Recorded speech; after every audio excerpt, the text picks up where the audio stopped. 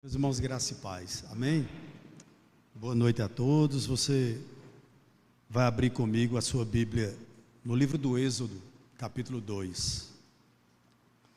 Nós estamos numa sequência, no livro de Eclesiastes, mas hoje a gente vai dar uma pausa.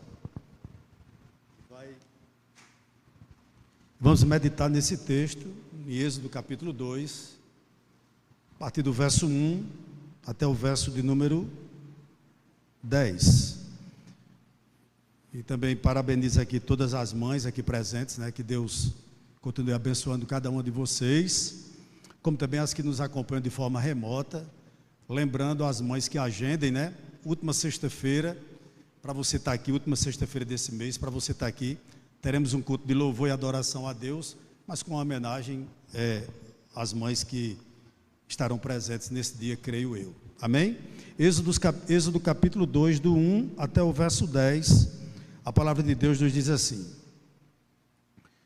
Um homem da casa de Levi casou com uma mulher da mesma tribo. A mulher ficou grávida e deu à luz um filho. Vendo que o menino era bonito, escondeu-o durante 3 meses. Não podendo, porém, escondê-lo por mais tempo, pegou um cesto de junco, tapou os buracos com betume e piche, e pondo nele o menino, largou o cesto no meio dos juncos, à beira do rio. A irmã do menino ficou de longe, para ver o que ia acontecer com ele. A filha de Faraó desceu para se banhar no rio, e as moças que tinham vindo com ela passeavam pela margem. Quando ela viu o cesto, no meio dos juncos, mandou que uma das criadas fosse buscá-lo. Abrindo o cesto, viu a criança, e eis que o menino chorava. Ela teve compaixão dele e disse: Este é um menino dos hebreus. Então a irmã do menino perguntou à filha de Faraó: Quer que eu vá chamar uma das hebreias, para que sirva de ama e crie esta criança para a senhora? A filha de Faraó respondeu: Vá. A moça foi e chamou a mãe do menino. Então a filha de Faraó disse à mulher: Leve este menino e amamente-o para mim. Eu darei um salário para você. A mulher pegou o menino e o criou. Quando o menino já era grande, ela o levou à filha de Faraó, da qual ele passou a ser filho. Esta lhe deu o nome de Moisés e disse: Porque das águas o tirei. Amém? Vamos orar? Senhor, nós bendizemos teu nome, nós agradecemos a ti por esse dia tão especial que tu nos proporcionou.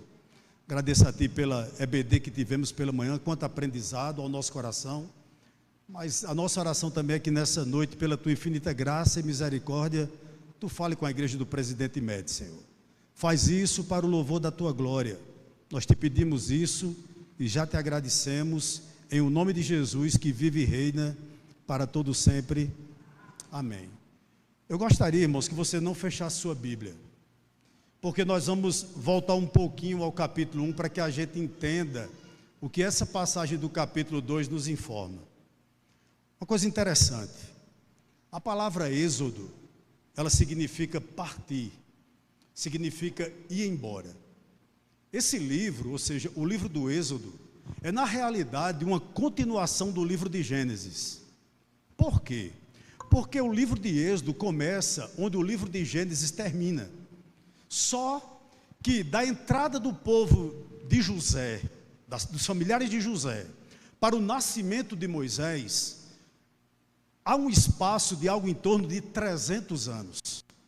Veja bem que interessante. Então, os últimos capítulos do livro de Gênesis, ele tem como personagem principal um homem chamado José. Os irmãos sabem disso. Um hebreu que foi vendido pelos próprios irmãos, que tornou-se escravo no Egito, mas alcançou alturas estelares de poder e de prestígio. José foi, sem sombra de dúvidas, o instrumento que Deus usou para quê? Para que a família dele, como também a população do Egito, não morresse de fome. José foi esse instrumento. Você não precisa abrir, você pode conferir em sua casa. Lá em Gênesis capítulo 47, versos 5 e 6, a palavra do Senhor nos informa a consideração que Faraó tinha com o braço direito dele, ou seja, com José. a ponto que deu à família de José o que havia de melhor na terra do Egito para que eles morassem. Eles foram morar numa região chamada Gósen, que era o melhor que o Egito podia oferecer a qualquer um. Isso é muito interessante.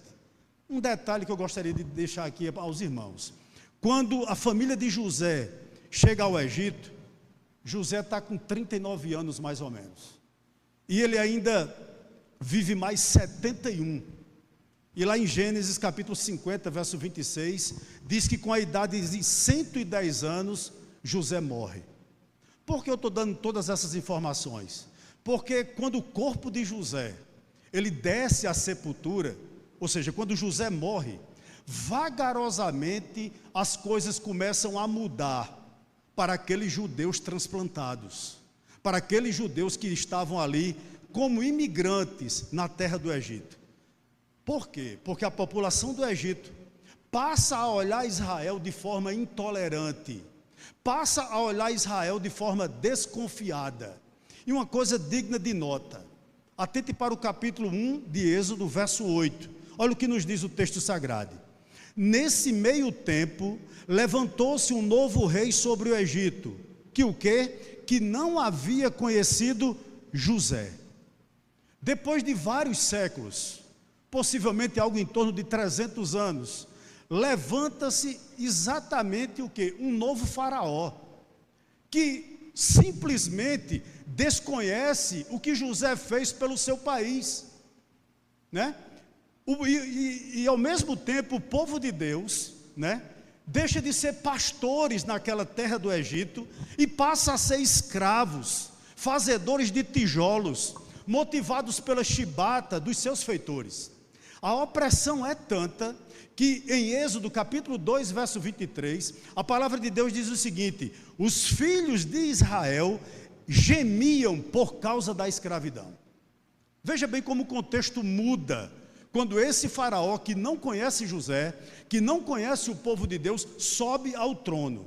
Mas eu vou ler com você e peço a sua atenção para o capítulo 1, do verso 9 até o verso 14. Vamos ler do 8 até o 14. Isso é uma preparação para o capítulo 2, irmãos.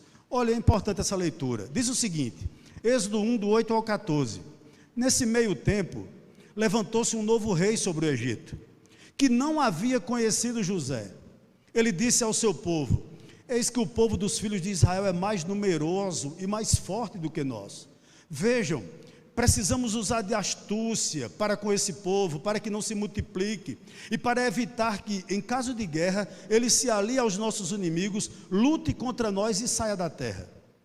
E os egípcios puseram sobre eles feitores de obras, para os afligir com trabalhos pesados, e assim os israelitas construíram para Faraó as cidades celeiros de Pitom e Ramessés. Mas quanto mais o afligiam, tanto mais se multiplicavam, e tanto mais se espalhavam, de maneira que os egípcios se inquietavam por causa dos filhos de Israel.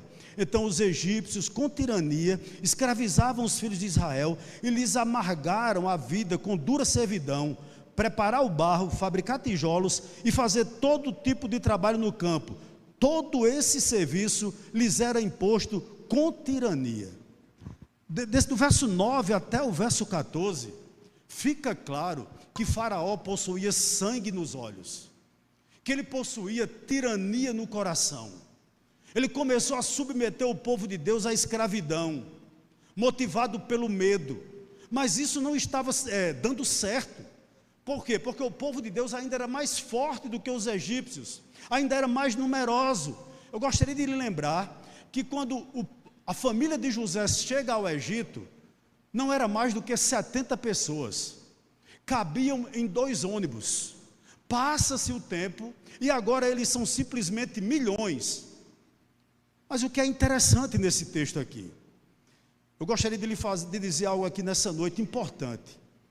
Moisés não começou a nascer quando os pais deles casaram.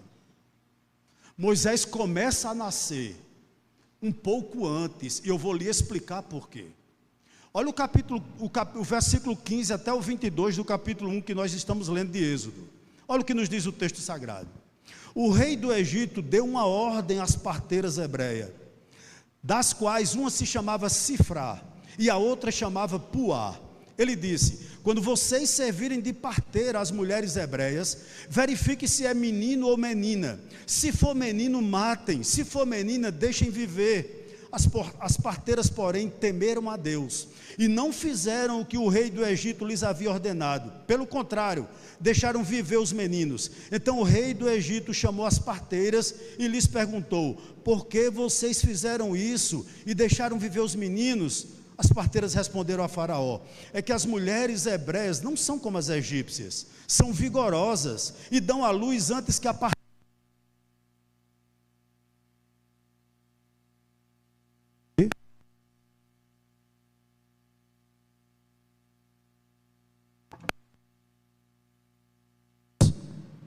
E Deus foi bom para as parteiras, e o povo aumentou e se tornou muito forte. E porque as parteiras temeram a Deus, ele lhes constituiu família. Então Faraó deu ordem a todo o seu povo, dizendo: joguem no rio Nilo todos os meninos hebreus que nasceram, quanto às meninas, deixem viver. O que é que eu estou querendo? Do verso 15 ao verso 22. Me parece, irmãos, que Deus ainda continua, como Ele sempre procurou, homens e mulheres que creiam nele. Homens e mulheres que, apesar das fraquezas, que apesar das dúvidas, se tornem ferramentas poderosas em suas mãos, instrumentos para serem usados para seus propósitos. O que me chamou a atenção nessa passagem aqui, que Faraó comete um erro grandioso demais, para que o seu plano diabólico dê certo. E qual é, pastor? Ele tentou intimidar, ele tentou fazer participante do seu plano diabólico duas crentes.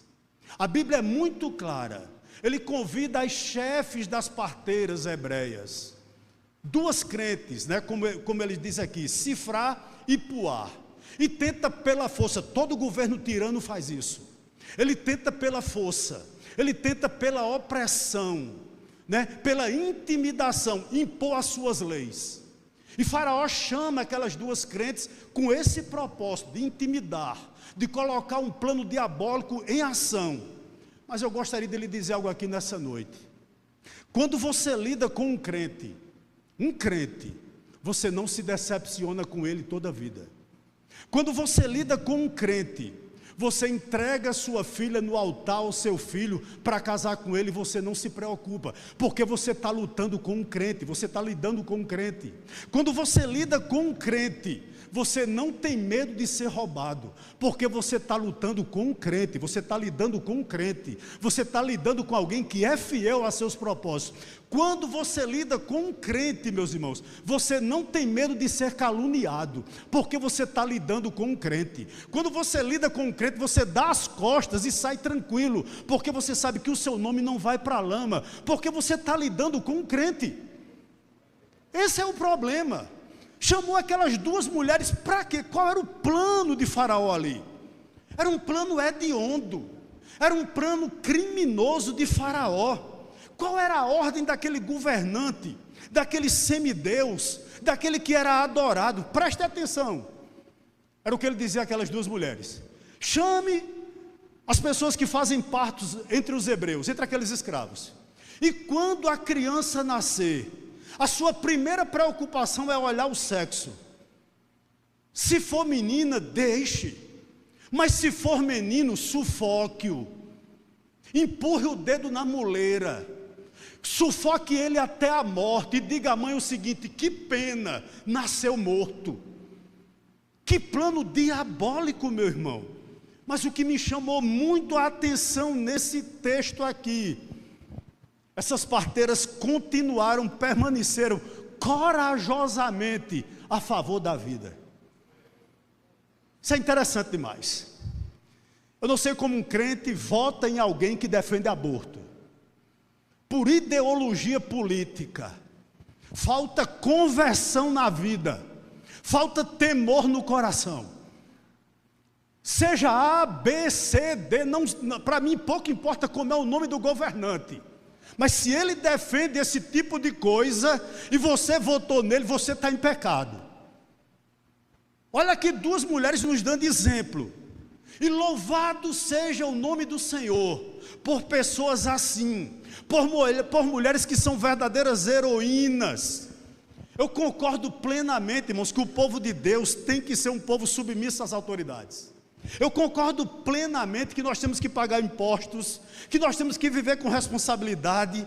Também concordo plenamente que todo crente deve ter um espírito doce, submisso, que caracteriza o cristão. Porém, importa-nos obedecer a Deus do que aos homens. Era isso que essas duas mulheres estavam fazendo ali no meio do Egito. Elas disseram: nós não vamos atender. E realmente elas não atenderam. O que eu estou querendo dizer aqui a você nessa noite? Quando uma ordem, quando um decreto, quando um plano, seja ele do governo ou não, viola ou vai de encontro diretamente à vontade expressa de Deus, nós devemos temer a Deus como essas duas mulheres. Por quê? Porque mesmo depois de mortas, elas ainda falam. Nós estamos falando de algo que aconteceu há milhares de anos atrás, mas a história dessa mulher, mesmo depois delas mortas, elas continuam a falar. E eu acho uma coisa interessante aqui. Deus recompensou essas parteiras, dando-lhes marido, dando-lhes família, ou seja, dando-lhes filhos, naquela terra também, é o que o texto sagrado nos diz. Sabe por quê? Porque Deus recompensa a piedade. Isso é muito claro aqui. Porém, como todo governo tirano, os problemas de Israel não pararam por aí. Parece que Faraó, como todo desequilibrado, como toda pessoa que adora oprimir, adora ir de encontro contra a vida, detesta o povo de Deus, detesta a palavra de Deus, como todo governo assim, Faraó não parou por aí. A fúria assassina desse rei não conhecia limites. Olha o que nos diz no capítulo 1 de Êxodo, o verso 22, olha bem. Diz o seguinte: então Faraó deu ordens a todo o seu povo, dizendo: joguem no rio Nilo todos os meninos hebreus que nascerem, quanto às meninas, deixem viver. A injustiça, a impiedade, feriu inocentes na época de Faraó, feriu inocente nos dias de Herodes, continuam ferindo inocentes ainda hoje, quando abortamos, quando somos a favor de aborto. Ainda continua, a tirania ainda continua nos dias de hoje. Isso é muito claro. Porém, meus irmãos, Deus sempre tem as suas testemunhas. No tempo de hoje, como no tempo do Êxodo, existiam mulheres fiéis, homens fiéis. Sabe por quê? Deus tem os seus. Deus sempre tem os seus. E interessante que normalmente é um pequeno rebanho que se levanta. Não é um grande rebanho, normalmente é um pequeno rebanho. Mas Deus tem os seus. Interessante aqui. Eu vou partir para o texto propriamente dito. Moisés começou a nascer aqui. O nascimento de Moisés só foi possível porque essas hebreias resolveram se posicionar.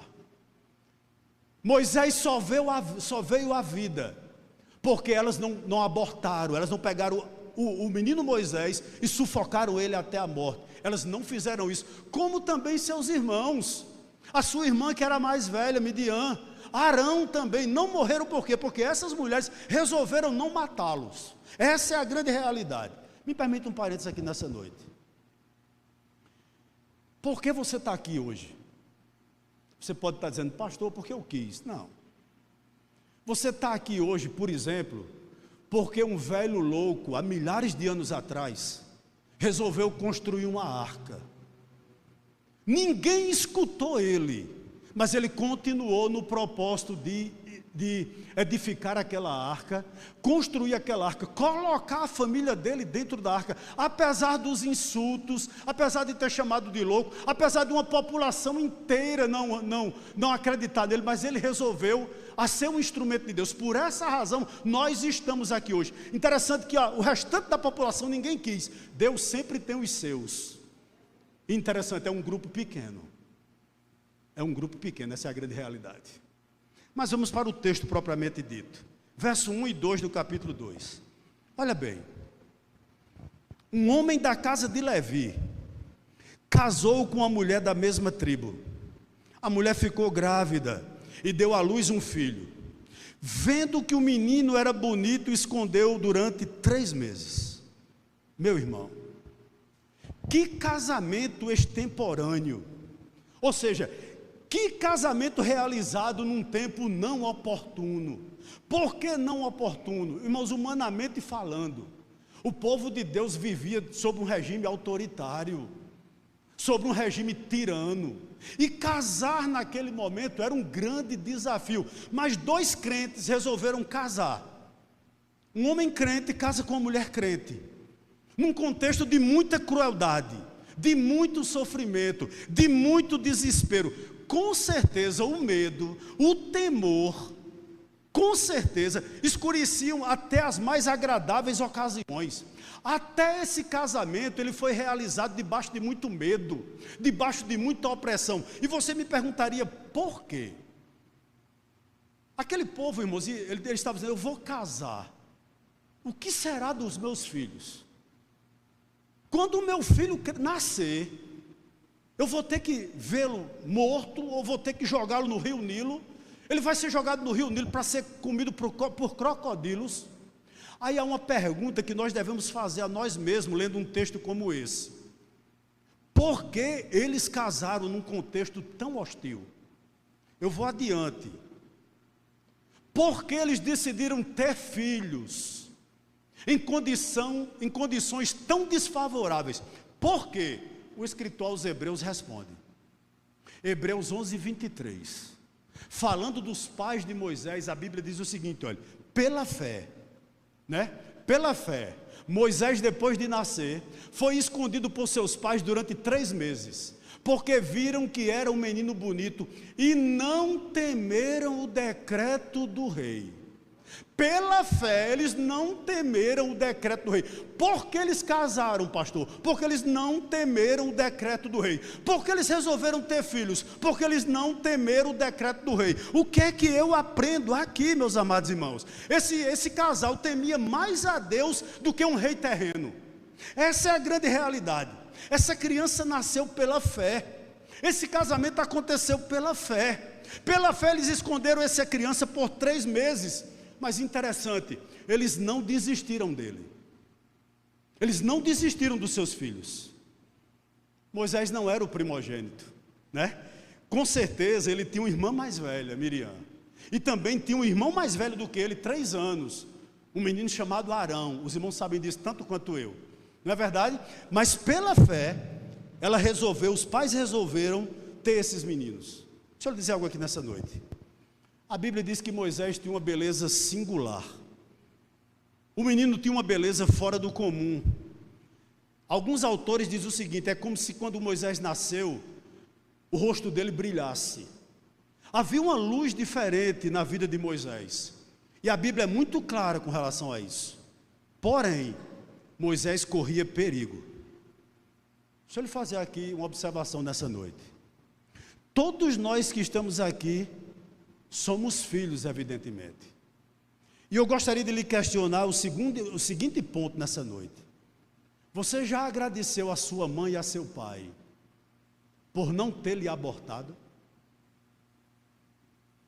Você já agradeceu a sua mãe e a seu pai por não ter desistido de você? Já? A gente já fez esse agradecimento?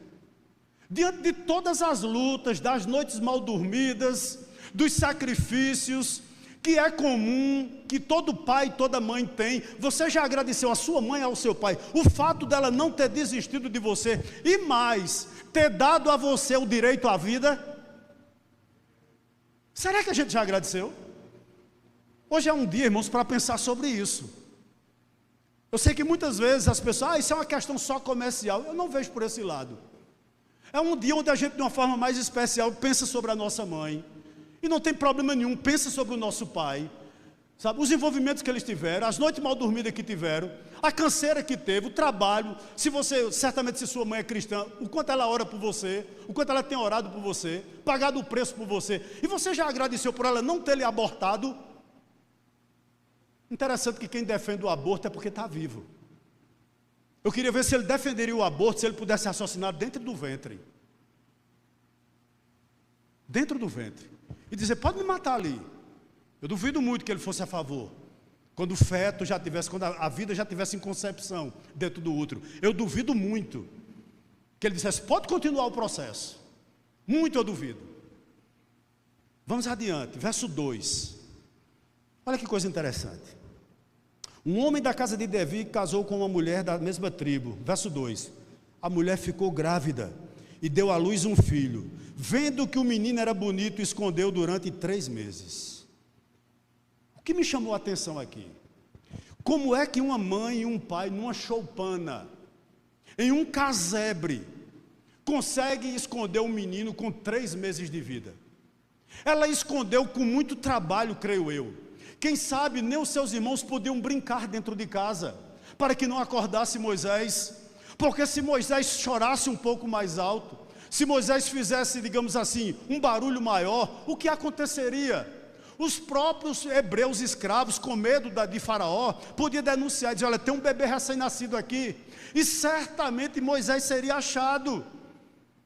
Mas interessante que chega um momento que a mãe de Moisés e o pai chegam a um bom senso, e diz, olha, o menino está com 3 meses, quem sabe Moisés já chorava mais forte, sabe, já tinha mais força nos pulmões, e eles dizem o seguinte, é impossível humanamente a gente continuar com esse menino aqui, sem ser percebido, vamos fazer alguma coisa. Deixa eu dizer uma coisa aqui para você que está aqui nessa noite, guarde uma coisa em seu coração,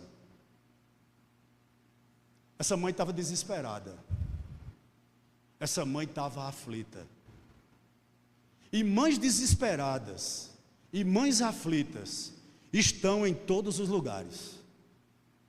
Elas agora podem morar numa choupana, mas há mães aflitas também, no mais belo condomínio de Campina Grande. Há mães aflitas, há mães angustiadas hoje, debaixo dos viadutos, quem sabe até lá na Feira Central, naquele antro ali de prostituição da Feira Central agora, mas também há mães aflitas e desesperadas, no condomínio mais luxuoso de Campina Grande, nesse exato momento. Elas habitam em favelas, mas elas também habitam em palácio. E nós estamos aqui diante de uma mãe aflita. E o verso 3 e 4 eu vou reler. Não podendo, porém, escondê-lo por mais tempo, pegou um cesto de junco, tapou os buracos com betume e piche, e pondo nele o menino, largou o cesto no meio dos juncos à beira do rio. A irmã do menino ficou de longe para ver o que ia acontecer com ele. Sabe o que essa mãe de Moisés nos ensina? Ela está dizendo a Deus o seguinte, eu fui até o meu limite, Senhor. Você tem que concordar comigo que nós estamos tratando com uma mulher de fé. Eu fiz o que eu pude por meus filhos, por meu filho, perdão. Eu tentei escondê-lo até onde deu.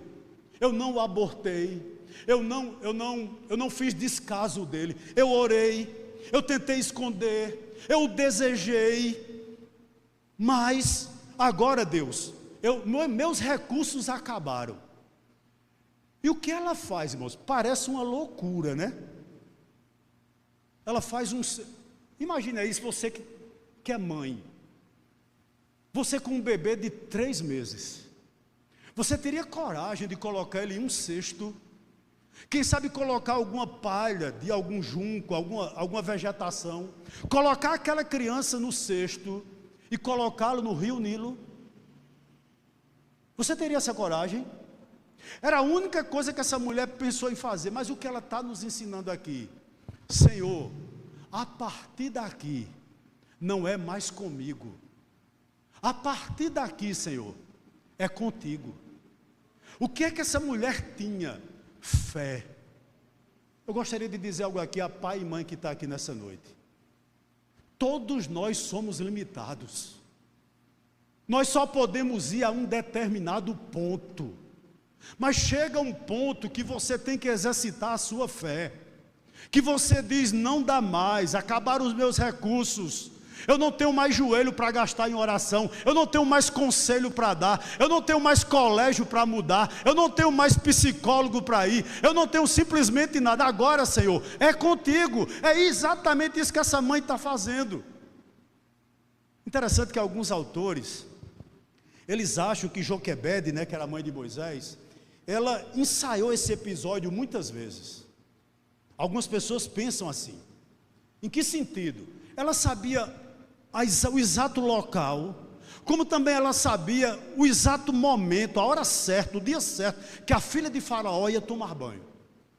E assim ela planejou a hora exata, o local exato, e assim ela planejou, talvez ela tenha ensaiado, até com a irmã de Moisés, dizendo o seguinte: tu fica a certa distância e vamos ver o que acontece. É possível que ela tenha feito isso, mas o que é curioso, irmãos, o que me chamou a atenção é que aparentemente essa mulher deixou aquele cesto ali e ela voltou para casa, ou ficou escondida um pouco mais longe. E o que me chama a atenção, ela voltou como? Talvez com a garganta seca, talvez ela tenha voltado com as mãos apertadas, com certeza com o coração aflito. Por quê? Porque qual era a garantia que ela tinha que aquele cesto não ia virar dentro daquele rio?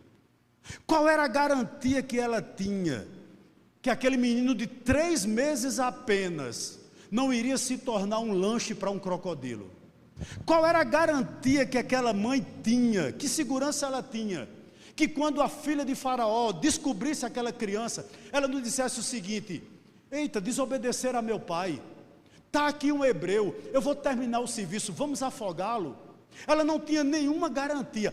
A única coisa que ela tinha, e isso é suficiente para todos nós, ela tinha fé. Deixa eu lhe dizer algo aqui nessa noite. Se ela voltou para casa, eu não tenho certeza. Se ela foi para um esconderijo mais distante do que a filha dela, isso aí eu tenho certeza. Mas de uma coisa eu tenho certeza absoluta: ela foi orar a Deus, e talvez a oração dela tenha sido essa: olha, Deus, concede àquela mulher, a filha de Faraó, um coração maternal, para que ela preserve meu filho. Ela continuou orando para o filho dela, pelo filho dela, pedindo para que Deus preservasse, ou melhor, mudasse, convertesse o coração da filha de Faraó em um coração maternal. Interessante que um comentarista diz o seguinte: quando os nossos recursos acabam, os recursos do céu continuam a jorrar. Sabe o que eu gostaria de dizer aqui a você nessa noite? Que quando toda a força do braço vai embora, quando todos os nossos recursos a gente já gastou, a gente já não tem mais o que fazer, fique descansado ou descansada, porque as torneiras do céu continuam abertas. E eu vou adiante. Eu gostaria de dizer uma coisa aqui a você: a fé, ela é morta para a dúvida. A fé, ela é surda para o desencorajamento. A fé, ela é cega para as impossibilidades. Ela não vê nada a não ser o seu sucesso em Deus. Aquela mulher olhava para aquele cesto e ela acreditava que Deus ia fazer alguma coisa. Eu gosto muito de uma frase de George Miller falando sobre fé. Ele diz o seguinte: olha, fé não é saber que Deus pode, é saber que Deus quer. E ele continua: a fé é o elo que liga nossa insignificância à onipotência divina. Continuando aqui nessa noite, eu gostaria de dizer algo aqui a pai e mãe que está aqui nessa noite. Lute por seus filhos, orem por eles, resista a qualquer obra do inimigo na vida dos seus filhos. Foi para isso que Deus colocou você como pai e mãe. Mas eu vou um pouquinho adiante. Talvez você esteja hoje aqui e você diga até em oração: eu não tenho mais o que fazer. Talvez haja pai e mãe aqui nessa noite que você criou alguém que está se tornando para você como um mar morto. Lembra daquela tempestade que aqueles discípulos foram e enfrentaram? Naquele barco tinha alguns discípulos que eram pescadores, e aquilo que era tão familiar para eles como o mar morto se transformou de repente em um inimigo para eles. Talvez haja pessoas aqui nessa noite que seus filhos hoje são irreconhecíveis. Você não sabe mais o que você criou. E talvez você tenha dito em oração, como alguém que eu amamentei, como alguém que eu aconselhei, como alguém que eu criei com tanto carinho, se revolta contra mim da maneira como hoje eu estou vendo. Deixa eu lhe dizer algo aqui nessa noite. Ore dizendo o seguinte: eu não tenho mais o que fazer. Mude sua oração. Diga: Deus, eu espero um milagre. A única coisa possível na sua vida é um milagre. E milagre, Deus é especialista nisso. Louvado seja o nome do Senhor por isso. Verso 6 ao verso 9. A parte A do verso 9. Abrindo o cesto, viu a criança. Eis que o menino chorava. Ela teve compaixão dele e disse: este é um menino dos hebreus. Então a irmã do menino perguntou à filha de Faraó: quer que eu vá chamar uma das hebreias para que sirva de ama e crie esta criança para a senhora? A filha de Faraó respondeu: vá.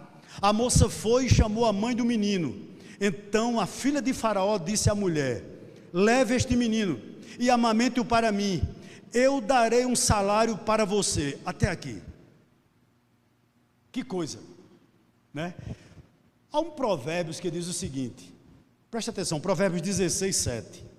Sendo o caminho dos homens agradável ao Senhor, este reconcilia com eles os seus inimigos. Eu vou repetir: se os caminhos de alguém são agradáveis ao Senhor, Ele faz com que até os seus inimigos vivam em paz com Ele. O que é que eu gostaria de dizer aqui para você? O povo hebreu era inimigo do povo egípcio, ou vice-versa, não é verdade? Mas Deus usa uma pagã para sustentar Moisés, para criar Moisés, para preservar a vida de Moisés, com um detalhe: e ainda remunera a mãe de Moisés para ser mãe dele. Veja que coisa. Sabe o que eu aprendo aqui? Nós não temos, irmãos, que administrar resultados na nossa vida. Nós temos que ser fiéis. Deus não lhe chamou para contar seus inimigos. Deus não lhe chamou para estar dando ouvido às críticas que fazem a seu respeito, pelo fato de você ser crente. Deus lhe chamou para você ser fiel. Seja fiel com Ele, porque da sua vida quem cuida é Ele. É exatamente isso que está acontecendo aqui. Aquela mulher permaneceu fiel aos seus princípios, e Deus começa a honrá-la. Mas eu gostaria de dar um conselho a você aqui nessa noite. A gente não pode agir de forma irrefletida, esperando em Deus o socorro quando as coisas se tornam difíceis. Isso não é fé, isso é presunção. Alguém já disse o seguinte: confie em Deus na batalha, mas mantenha a pólvora seca. Ou seja, o que é que essa frase está dizendo? Faça tudo o que puder, né, para se preparar para uma batalha, compreendendo que o resultado final, ela depende do Senhor. O que é que eu estou querendo dizer aqui? Andar por fé, irmãos, não significa que a gente vai ser apático. Andar por fé não significa que nós sejamos preguiçosos, que nós sejamos desmantelados. Isso é distorção bíblica. Essa mulher, ela acreditava em Deus, claro que ela acreditava, mas eu quero entender que ela colocou Moisés no lugar certo do Nilo. Ela sabia que aquela mulher ia ali tomar banho, banhar-se ali, e ela deixou a filha de longe, talvez até para que a menina mostrasse surpresa, quando finalmente aquela filha de Faraó olhasse para aquele cesto. Ela, na realidade, ela fez a parte dela. O que é que eu aprendo aqui nessa noite? Nós precisamos confiar em Deus, sim, para a nossa provisão, mas isso não nos dá o direito de andar desordenadamente. Nós precisamos confiar em Deus, é verdade, quando nós estamos, por exemplo, dirigindo. Há muita gente que ao sair para dirigir, faz uma oração antes de dirigir. Tudo bem, muito válido, mas o fato de nós confiarmos em Deus não nos dá o direito de fazer uma ultrapassagem numa curva. Nós devemos confiar em Deus, é verdade, na nossa saúde, devemos orar por ela, claro, mas isso não quer dizer que nós não podemos fazer, por exemplo, um check-up anual. Fé é uma coisa, né? E planejamento é outra. Agora, uma coisa interessante, eles sempre andam de mãos dadas. Note uma coisa, vou dar um exemplo aqui nessa noite. Houve uma mulher chamada Susana Wesley. Ela foi mãe de um pregador famoso, John Wesley, e um compositor, um pastor muito famoso também, chamado Charles Wesley. Interessante que essa mulher teve 19 filhos. 19 filhos. E ela era uma mulher de fé. No auge do seu ministério, Charles Wesley, ele diz o seguinte, né? Ele diz o seguinte, que muito da fé dele, ele devia ao exemplo que teve dentro de casa da sua mãe. Se você estudar a vida, a biografia de Susana Wesley, você vai descobrir uma coisa: mais do que uma mulher de fé, ela era uma mãe prudente, ela era uma mãe de visão clara, ela era alguém que tinha estratégia cuidadosa, desenvolvida para criar os filhos. E você tem que concordar comigo, ninguém consegue criar 19 filhos à toa. E ela criou todos eles. Preste atenção no que eu vou dizer aqui nessa noite. Ela aplicava 21 princípios na educação dos filhos e das filhas. Um deles era esse, olha, palavras dela: quando o meu filho faz 1 ano, e alguns deles antes disso, eu ensino eles a temer a vara e a chorar baixinho, escapando assim de novas correções que de outro modo receberia. Sabe o que eu aprendo aqui com essa mulher? Você pode ter toda a fé desse mundo, toda a fé desse mundo, mas se você não tiver um plano de disciplina consistente na sua família, com certeza você não vai dirigir uma família, você vai dirigir um circo. Eu aprendi isso, meu irmão, para sempre na minha vida. Todo ambiente permissivo, que tudo é permitido, é um ambiente pecaminoso. Todo. Nós temos aqui vários professores. Pergunte a qualquer um deles, e já foi inclusive dito aqui, se eles não têm sérios problemas de comportamento com os alunos. Converse com pastores da cidade, com padres da cidade, e veja se ele não tem problemas na juventude das igrejas deles. E o problema não está nas igrejas, o problema não está nos colégios. Nós estamos perdendo a batalha dentro de casa, porque os filhos não temem mais os pais, e a batalha está sendo perdida no meio da família, infelizmente. Isso, irmãos, é triste. A mãe de Moisés era uma mulher de fé, sem dúvida. Ela foi incluída nos exemplos da fé de Hebreus 11. O que é que eu gostaria de dizer aqui a você? A gente já vai partir para o final.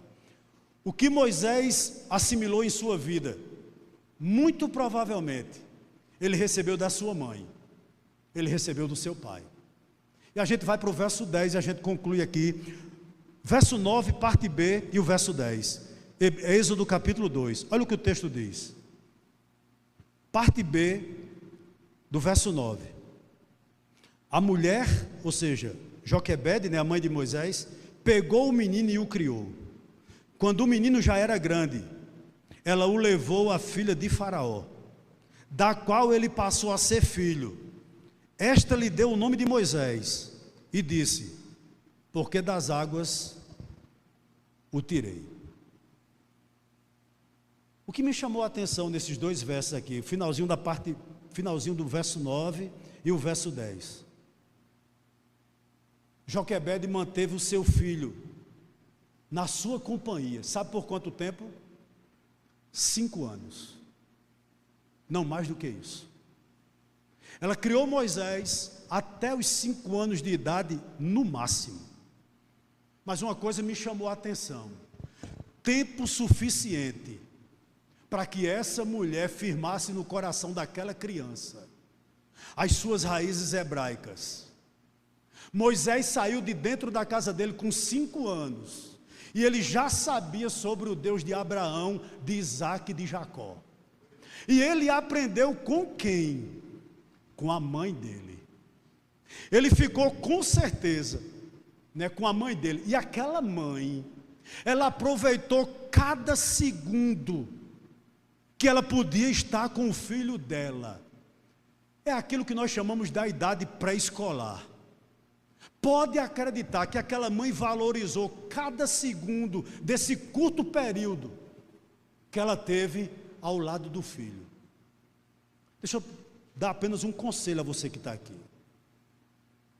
Mães, pais que estão aqui nessa noite, que tem criança pequena, pense muito, ore muito, antes de você entregar seus filhos para outra pessoa criar. Eu vou um pouquinho adiante aqui. Eu não estou desejando aqui de forma alguma provocar sentimentos de culpa, nem tampouco controvérsias em ninguém que está aqui. Mas nesse exato momento eu falo especialmente a mães de filhos pequenos. Eu gostaria que você refletisse muito, com todo cuidado, sobre esses anos irrecuperáveis e cruciais da vida, no desenvolvimento do seu filho. Eu vou um pouquinho adiante. Talvez você precise trabalhar, talvez você não tenha outra opção. É verdade, pode ser que isso esteja acontecendo.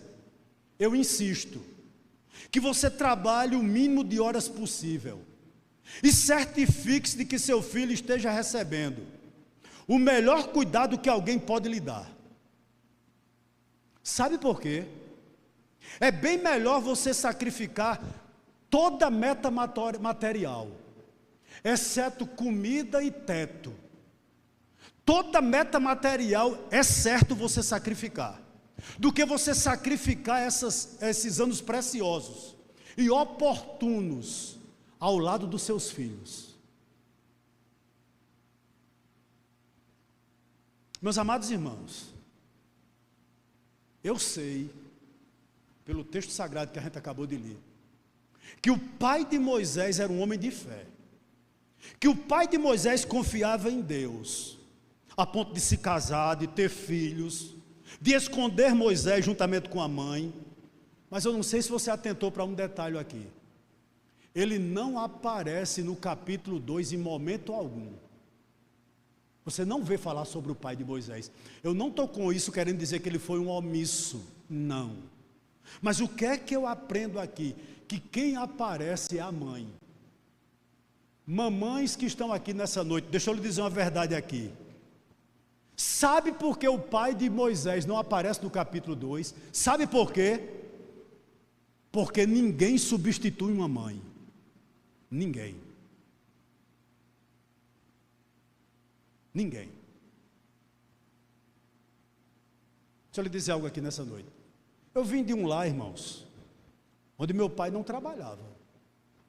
E toda a vida, desde criança, eu fui criado por outras pessoas que trabalhavam na minha casa. Eu já disse isso aqui.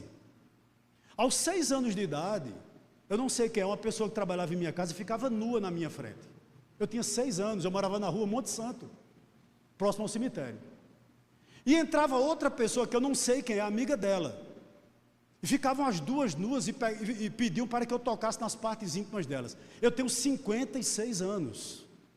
Isso faz 50 anos. E essa imagem nunca saiu da minha mente. Eu acho interessante que a gente faz seguro de carro, a gente faz seguro de casa, a gente faz seguro de vida e entrega os filhos a qualquer um. Que lamentável. Que lamentável. Como a gente tem que aprender com essa mãe, com Joquebede. Parece que Joquebede entendia que galardão não era sucesso profissional, que galardão na vida dela não seria o carrão que ela podia comprar, que galardão na vida dela não era uma mansão no melhor condomínio que o Egito pudesse oferecer, se bem que ela não tinha condição para isso, que ela era uma escrava. Para ela, galardão era filho. E na realidade o Salmo 127 nos diz isso. Eu estou já terminando. Mas atente para o verso 10, por favor.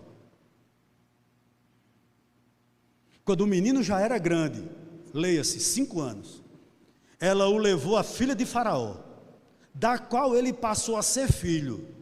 Essa lhe deu o nome de Moisés e disse: porque das águas o tirei. Quando eu analisava esse verso de número 10, irmãos, eu parti meu coração, porque eu fiquei imaginando aquela mulher com aquela criança de 5 anos, fazendo o que, pastor? Dando o último banho nele, penteando pela última vez o cabelo de Moisés, colocando a última roupa em Moisés, quem sabe dizendo assim: meu filho, você vai levar o quê? Vamos conjecturar? Tome suas bolas de gude, leve seus peão, seu jogo de botão, né? Eu vou lhe deixar lá no palácio de Faraó. E no coração daquela mulher, ela sabia de uma coisa: nunca mais eu vou vê-lo, nunca mais eu vou colocá-lo nos braços, nunca mais eu vou poder contar uma história para ele. Será a última vez que eu o terei nos braços. Por quê? Porque para a filha de Faraó, ela era uma escrava, ela não passava de um nada, ela estava apenas amamentando Moisés. E eu posso imaginar o trajeto da choupana até o palácio. E a despedida, irmão. Quem tem filho de 5 anos aqui, ou já teve, sabe muito bem como é isso. 5 anos no colo de Joquebede, e de repente, de forma muito brutal, aquele menino é tirado da mãe. Eu fiquei pensando, quantas noites Moisés passou em claro, chorando pela mãe, chorando pelo pai, chorando com saudade dos irmãos. Mas quantas noites mal dormidas, Arão, que era o pai dele, e Joquebede, e Midian, não é verdade? E Arão, também não choraram por eles. Claro que foram muitas noites. O que é que eu aprendo aqui? Talvez você nunca soube o que é o amor de um pai. Talvez você nunca soube o que é o amor de mãe. Talvez você venha de um lar tenso. Talvez você nasceu num momento difícil de seus pais. Eu não sei qual é a sua realidade. Quem sabe você vem de um lar que não lhe ensinou nenhum valor do reino. Quem sabe você é oriundo de um lar que seu pai e sua mãe nunca lhe deu uma lição sobre Cristo e sobre Deus. Eu não sei qual é a sua realidade. Quem sabe você pense que o seu nascimento foi um acidente. Você não sabe o porquê está aqui. Mas eu gostaria de lhe dizer algo aqui nessa noite. Com Deus não existem acidentes. Você é obra das mãos dele. E eu vou lhe provar isso. Pastor Jorge, por gentileza aí, meu irmão, se puder, coloca aí o Salmo 139, do verso 13 ao verso 18, para a gente poder ler. Salmo 139, do 13 ao 18, olha quem é você.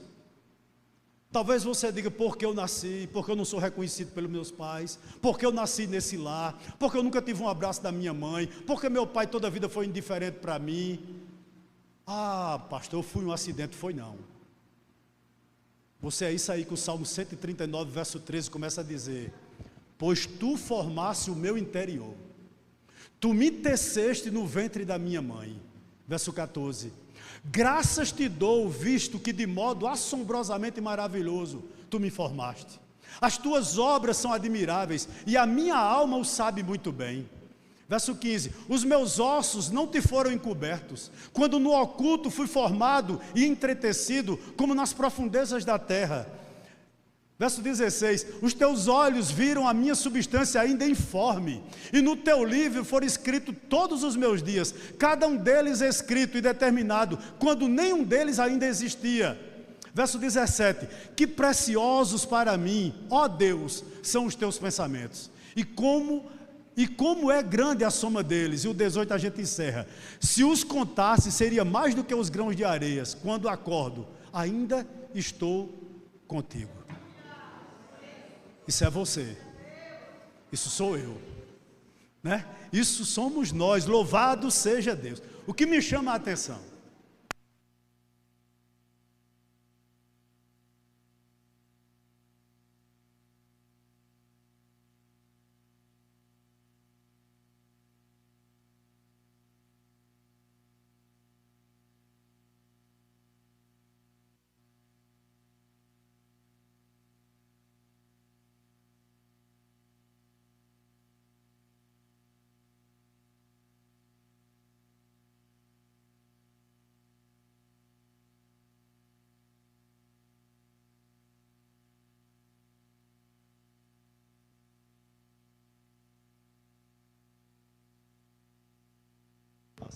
Obrigado.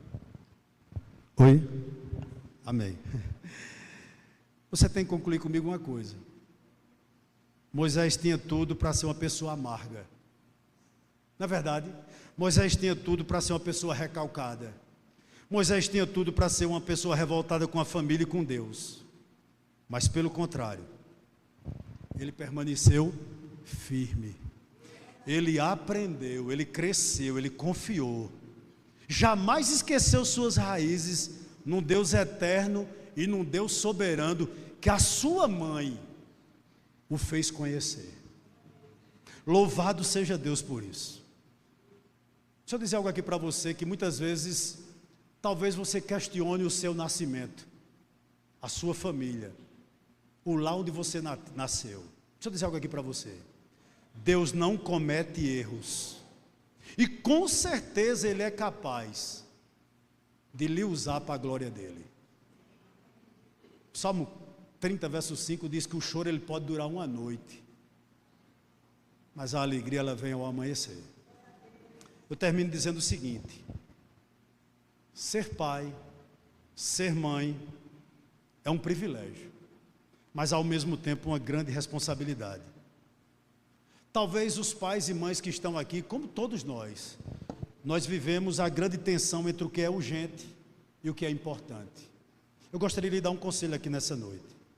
Uma mãe e um pai, verdadeiramente cristão, ele não pode sacrificar no altar das coisas urgentes o que verdadeiramente é importante. Deixa eu lhe dizer algo aqui nessa noite. Muitos pais e muitas mães conseguem fama, conseguem apogeu do sucesso na carreira profissional, mas são poucos o que tem êxito no recôndito do lar. São poucos. A mãe de Moisés teve. Ela não passava de um escravo, mas eu tenho certeza absoluta que no Egito ninguém tinha um filho tão piedoso, ou teve um filho tão piedoso quanto ela. Faraó não verá seus primogênitos no céu, porque eles não estarão lá. Mas Joquebed de hoje sabe onde o filho dela está, e ele sabe onde ela está. Louvado seja o nome do Senhor. Ela fez a diferença na sua família. Sabe qual é a minha oração nessa noite? É que eu e você também consigamos fazermos a diferença dentro da nossa casa.